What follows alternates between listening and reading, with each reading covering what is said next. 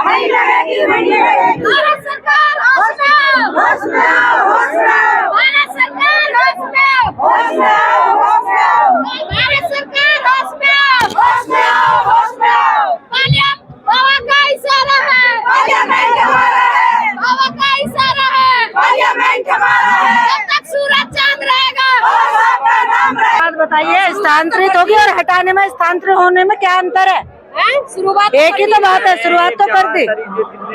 जब गर्दन पे चाकू रख दिया तो जब गर्दन कटने का इंतजार करना है या उसे वहीं के वहीं रोकना है? चाकू हटाना है, गर्दन कटना बताओ, तो रख ही दिया। आप कैसी बात कर रहे हैं? कि एक जगह स्थानांतरित किए जितने भी हमारे महापुरुष रहे हुए हैं, बाबा साहब से बड़ा कोई महापुरुष नहीं है। पार्लियामेंट की पहचान, संसद की पहचान सिर्फ और सिर्फ बाबा साहब से है, संविधान से है। और संविधान के निर्माता की अगर मूर्ति पार्लियामेंट के फ्रंट में नहीं होगी तो और कहाँ होगी? कोई भी वहाँ जाता है कि ये कौन है? ये वो इंसान है जिसके संविधान से ये भारत देश चलता है। तो अब उस मूर्ति को वहाँ से हटा के हम किसको बताएंगे? कौन देखेगा वहाँ पर जाके? तो ये सिर्फ इनकी एक साजिश है कि स्थानांतरित करो पहले, कि इन्हें बोल देंगे कि हमने स्थानांतरित करी है।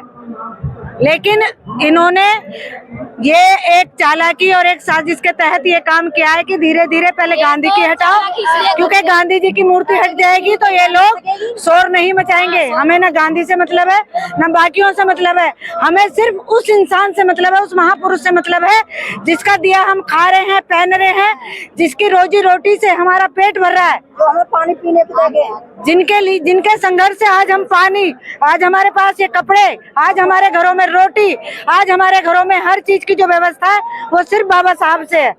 इसलिए हमें जो दिक्कत है वो बाबा साहब के मूर्ति से हुई है।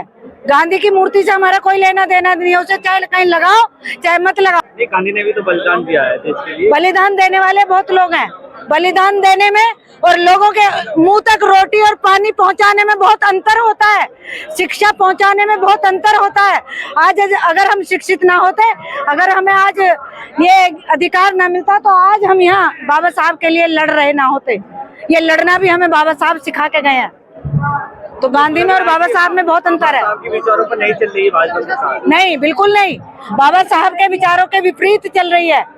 पहले ये कि बाबा साहब के लिए बाबा साहब ने ये किया, बाबा साहब ने वो किया, बहनों भाइयों ये वो, कि भाई मोदी जी तो बहुत अच्छा भाषण दे रहे हैं, बाबा साहब की बात कर रहे हैं। तो फोटो लगाते हैं वे भी, लेकिन फोटो लगाने में और विचारों पे चलने में बहुत अंतर होता है। दिखाने के और होते हैं। बैनर पे फोटो लगाने में और बाबा साहब के विचारों पे चलने में बहुत अंतर होता है, जो भारत सरकार बिल्कुल भी नहीं चल रही है। नरेंद्र मोदी जी जब शपथ लिया उससे पहले संविधान को नतमस्तक किया। इस बार वो दिखाने के लिए, मानने के लिए नहीं दिखाते हैं, वो पब्लिक को दिखाते, अपने नंबर बढ़ाते हैं। उनके बहकावे में नहीं आएगी, उनके झांसे में नहीं आएगी। उन्हें मूर्तियों से ही दिक्कत हो रही है। अरे अगर आपको कुछ करना ही है, बेरोजगारी के लिए करिए, नौकरियों के लिए करिए। लोगों के इतने रोजाना आए दिन पेपर कैंसिल हो रहे हैं, पेपर लीक हो रहे हैं, बच्चों के जीवन से खेल रहा है, बच्चों की पूरी ये जितनी भी व्यवस्था है, बच्चे आत्महत्या कर रहे हैं। बताओ, आम पब्लिक से खेल रहे हो तुम।